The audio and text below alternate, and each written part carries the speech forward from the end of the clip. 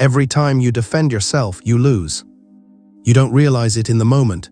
You think you're protecting your reputation, clarifying a misunderstanding, proving your innocence. But with every explanation, every justification, every desperate attempt to make them understand, you're bleeding power into their hands. You've been lied to about how social dynamics actually work. They told you honesty wins. They told you the truth will set you free. They told you that if you just explain yourself clearly enough, reasonable people will see your side. But here's what they didn't tell you. The moment you defend yourself, you've already accepted the frame that you're guilty. You've entered their courtroom, and in their courtroom, you've already lost. Think about the last time someone accused you of something, true or false, doesn't matter. You felt that surge of panic, that need to immediately correct the record. You opened your mouth, started explaining, justifying, and even as you spoke, you could feel it, the power draining from your body like blood from a wound. That's not an accident. That's a coordinated social execution, and you handed them the blade. But what if there was a different move? What if the most powerful response to accusation wasn't defense, but something Machiavelli understood 5 centuries ago that could flip the entire power dynamic in seconds? In this video, you'll learn the 7 laws of strategic silence, Machiavelli's hidden framework for turning accusation into dominance, doubt into power, and defense into total psychological control. These aren't moral principles, they're power mechanics, and by the end, you'll never waste energy defending yourself again. Let's begin. Law 1. Defense is confession. In chapter 19 of The Prince, Machiavelli writes about the Duke Valentino, a man so politically ruthless he could order executions at breakfast. But here's what's fascinating. When accused of betraying an ally, he didn't defend himself. He didn't issue statements. He simply continued governing as if the accusation didn't exist. His enemies expected panic. They expected justification. They got silence. Here's the psychological breakdown. Defense operates on a presupposition that the accusation has merit enough to deserve response. When you defend, you unconsciously signal, this charge is serious enough that I must address it. You've validated their attack. The human brain interprets energy as evidence. When you invest emotional energy explaining yourself, observers unconsciously register. He's working very hard to convince us. People only work that hard when they're hiding something. Modern application. Let's say a colleague implies you took credit for their work in a meeting. Your instinct screams, no, actually, I brought that idea up 3 weeks ago in my email, which I can forward to you. Stop. Every word you speak is a brick in your own prison. Instead, you hold eye contact for 2 seconds. Then you return to the agenda. No acknowledgement, no defense. Just the quiet implication that the accusation is so beneath you, it doesn't register as real. Watch what happens. The accuser now has to escalate or retreat. If they escalate, they look obsessive. If they retreat, you've won without ever engaging. But that's not even the most powerful part of this system. Law 2. Silence inverts the burden.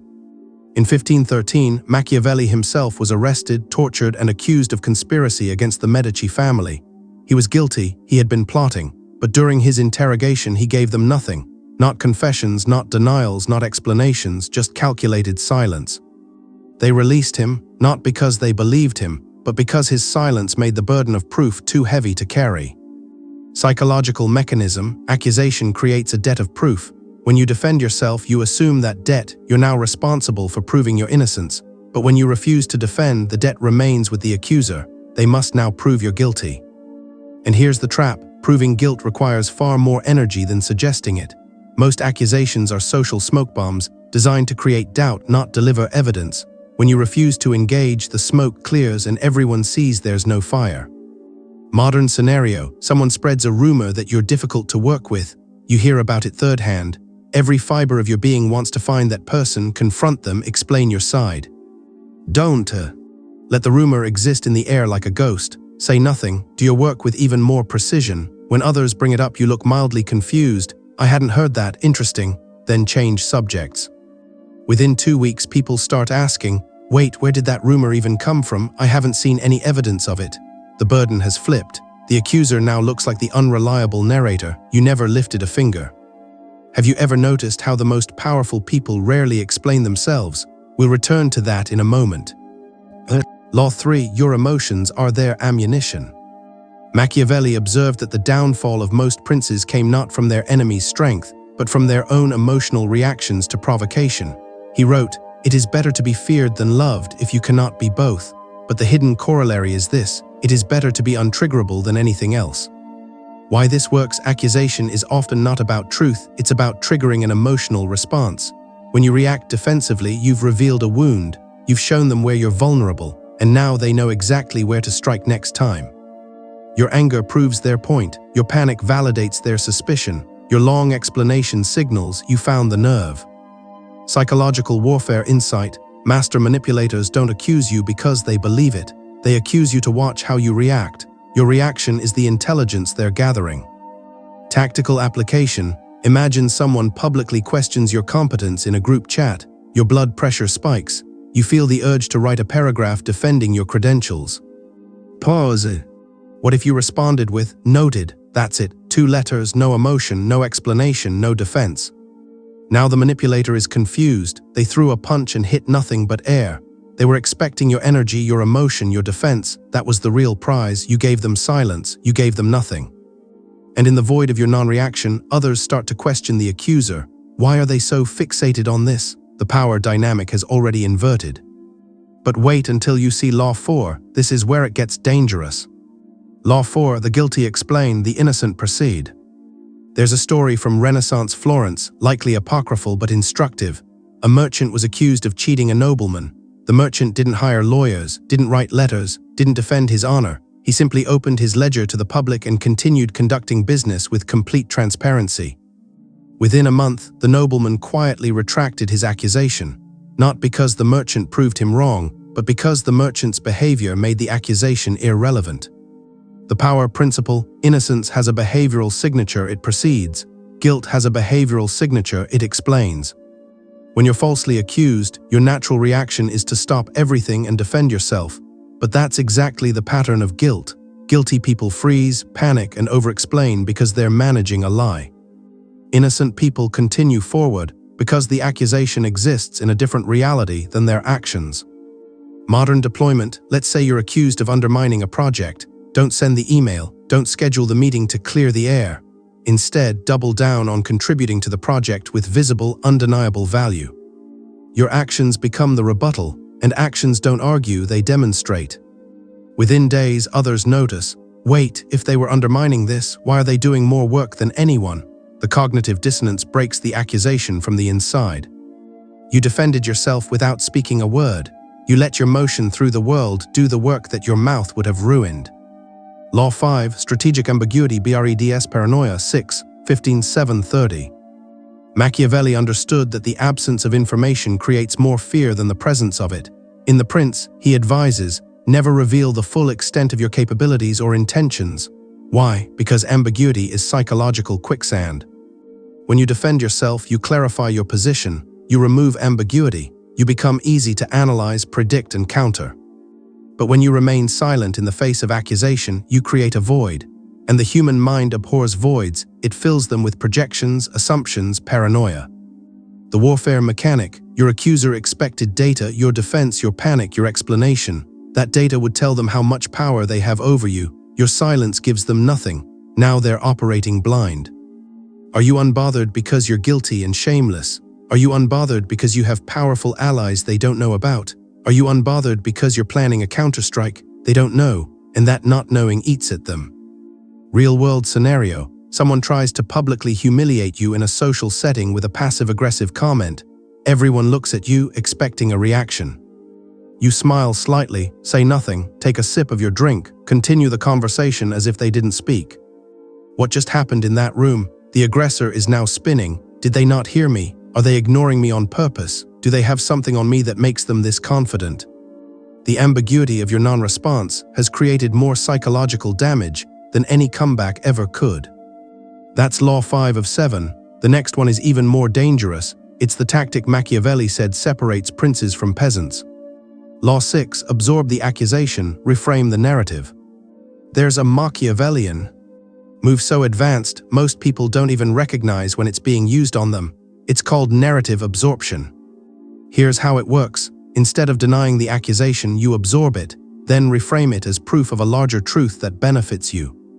Historical example: Cesare Borgia was accused of being ruthless and cruel. He didn't deny it. He leaned into it. He made his reputation for cruelty so legendary that cities would surrender before he arrived, preventing actual bloodshed. His cruelty became strategic mercy. The psychological magic: when you deny an accusation, you're fighting on their terrain.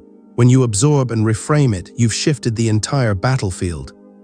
Modern application: someone accuses you of being too aggressive in business negotiations. Most people would defend, "No, I'm assertive, not aggressive, there's a difference." Wrong move.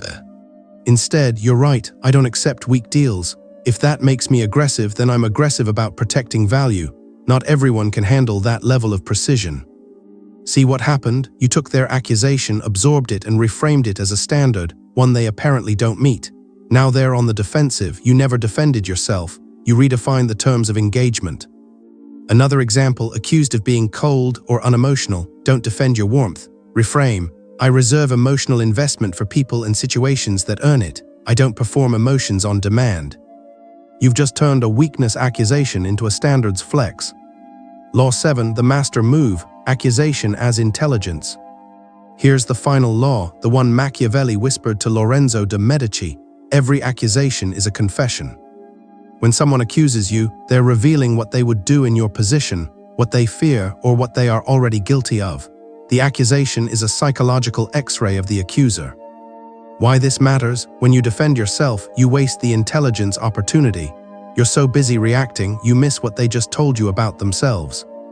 The tactical shift: someone accuses you of playing politics at work. Instead of defending, you catalog that intelligence. Interesting, this person is hyper-aware of political maneuvering. Why? Either they're doing it themselves or they've been burned by it and are now paranoid. Either way, I know their wound. Now you have leverage, not to attack but to navigate. You know what they fear, you know what they project. You can predict their next move.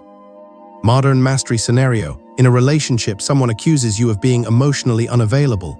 Don't defend. Don't explain your emotional depth. Instead, receive it as data. This person needs more emotional expression than I'm naturally giving. That's their need pattern. Now you can make a strategic choice: meet that need consciously or recognize incompatibility. Either way, you're operating from power, not defense. But here's the darkest part, and pay attention because this is where most people lose the game. Sometimes the accusation is true, and even then, especially then, you never defend yourself. You know what you do? You change your behavior silently. You correct the flaw in private. You let your new pattern speak for itself, because defending the old you is weakness. Becoming the new you without announcement is power. Let's bring this home. You are no longer the person who scrambles to explain themselves. You are no longer the defendant in someone else's courtroom. You are no longer bleeding power into justifications that fall on deaf ears.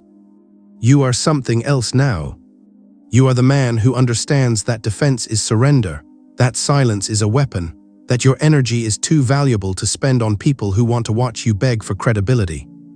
Machiavelli knew something that still terrifies comfortable people. The world doesn't reward virtue, it rewards power. And power doesn't explain itself, it doesn't defend itself, it simply is. When you refuse to defend yourself, you stop playing their game. You're no longer on trial. You're no longer in the arena they built. You've exited the simulation entirely, and now they're the ones confused, off balance, questioning themselves.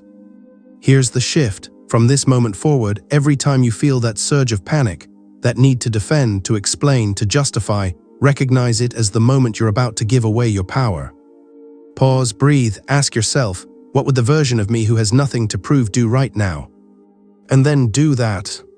Let your silence be the violence. Let your motion forward be the rebuttal. Let their confusion be the consequence. Machiavelli ended The Prince with this insight: it is better to act and repent than to not act and regret. But I'll add this: it is better to not react and dominate than to react and lose. If this resonates with the part of you that's tired of explaining yourself to people who are never listening, you know what to do. You're not here for validation, you're here for power mechanics, and now you have them. Never defend yourself, let the world wonder.